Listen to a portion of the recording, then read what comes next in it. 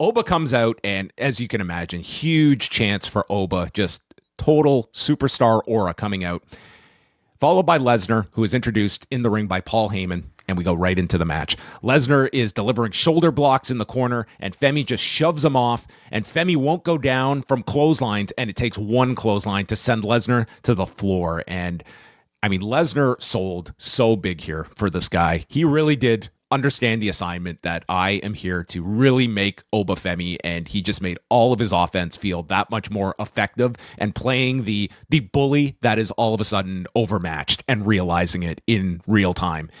He gets a hold of Femi, running him into the post, and then hits 3 consecutive Germans inside. But Femi gets up and starts running at him with elbows into the corner, and on the final one runs into an F5, but he gets up and hits a choke slam, and the crowd is just electric as they hit their big moves, and it's the Lesnar template of early and fast, and we're going for the finishers. And all of a sudden, he grabs Lesnar, fall from grace, and pins Lesnar in 4 minutes and 42 seconds, and Lesnar just lays there. The crowd goes wild for this. This is about as we kind of outlined this should have been booked. It was...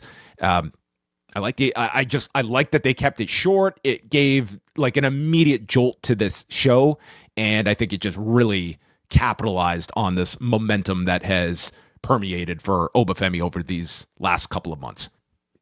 It was good. It was very good. I thought they made Oba Femi look about as strong as I think they could have.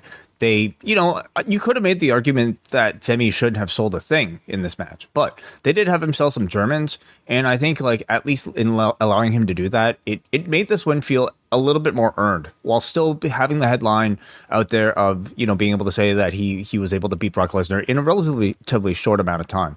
I think they've understood that Brock matches should simply not go past a certain length. Nobody really wants to see that. It's a high impact sort of like, pace you want out of these matches. And it's a very believable way to end the match, in my opinion, when you have two guys that are that big, that are hitting each other and falling. So the effect was there in making Oba Femi really feel like he is the heir apparent to Brock Lesnar, as was announced by Cole, calling him the next big thing. He felt like the star, like of all, like if you're talking about like who is on the come up, it's like this guy is right there and feels like he is the leader of this next generation of talent. Like they really did a great job in this Mania lead up and pulled the trigger on this show of really catapulting him. So Femi makes his exit, and Lesnar is left. He's just laying there for a long time, and then gets up, and he removes his gloves, and the fans are reacting to this. He removes the boots. The guy's in tears as the crowd starts chanting no and signals that he's done. And then on the weekend that brought you thank you, Vince chants, we got thank you, Brock, with this whole stadium chanting. And he gives Paul Heyman a hug.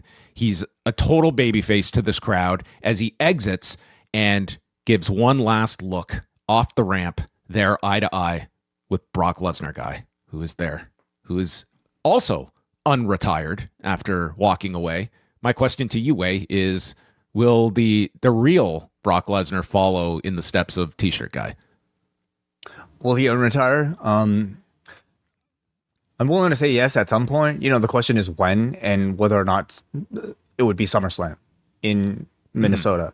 And, of course, the big question coming out of this is, are we still getting Gunther versus Brock Lesnar, which I think is the expectation coming off of, Gunther's interaction with Paul Heyman. So those are, I think, the big questions. But I will say, like, in this moment, I mean, all of this felt incredibly genuine, and I would say almost like really big to do now if they did have ambitions of possibly doing it again by SummerSlam. So I certainly feel like that might be in doubt, and that this could have genuinely been his last match for now. I had definitely heard like the idea of him retiring at SummerSlam, and like others have noted that Fightful had a story out that like many expected SummerSlam, and that's consistent with like what I have heard. So I'm not going to dismiss that something could have changed along the way, but am I skeptical? Yes, absolutely, that this could be a tease of something. All that said, like in a vacuum, though, I think this would be the ideal way to maybe just end things. I think that this is a way, like you put over this guy, and it's not like Lesnar to me is not the guy you get the big fanfare out of, and I think that there's a solid argument that like there's a great way to just end this right now at this particular time, but we'll see. I have skepticism, but we will ultimately find out, because SummerSlam seemed to be everyone's expectation of when Lesnar would wind it down. Ultimately, I think he's going to do, well, probably what he chooses to. And honestly, by summertime, who knows what else may be in the news cycle, right? It's true. Like, there's always the chance of like more stuff that comes out, and I don't know how averse TKO is to that. Like, they ultimately made the decision to bring Brock back, and quite frankly, based on these crowd reactions we heard this weekend, like this is not a crowd that is going to hold any of that stuff against Brock, and would not against Vince McMahon, who, let's be honest, they would react this exact same way if Vince came back as well. Yeah. I think that's clearly established. Well, they provided incredible entertainment, for them, and in these moments, I think people are choosing to celebrate that over other stories. What would you see as what you do with Obafemi to follow on this? Straight to the top, man. Like a Roman Reigns match feels too soon. Is he Raw or SmackDown, by the way? I guess it doesn't matter. Does it? Did he officially sign to any brand? It was Raw, wasn't it? It was a Raw? Okay. Yeah. A Roman Reigns match certainly feels a bit too soon. But how do you follow up an accomplishment like this, right? Like you have to. It's why I thought they were going to maybe do something like a series of matches with Brock. But because now I agree with you. Like, it's kind of quick to go to something that big, but like it's like you have lightning in a bottle with Oba, and this follow-up is very important, that he doesn't just go into some like weird program to keep him busy after this. I personally feel if you were going to crown Oba right after this, Punk should have won tonight. Oba defeating Punk, I think, would have made a whole lot more sense. Would have been a lot more believable than to have him beat somebody who should be so unbeatable in a Roman Reigns.